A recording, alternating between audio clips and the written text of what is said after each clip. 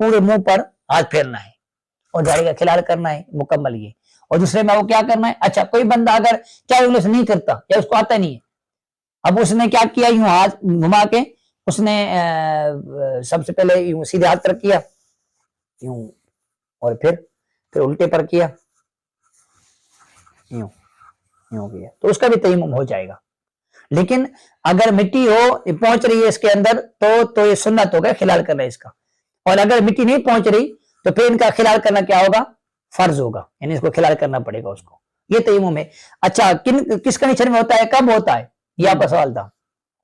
تیمم تب کریں گے کہ جب آپ کے پاس پانی نہ ہو, یعنی آپ ایسی جگہ پر ہیں کہ چاروں طرف ایک ایک میل پانی نہیں ہے, اب تیمم آپ کر سکتے ہیں, پانی ملنے کی امید نہیں ہے آپ کو, ٹھیک.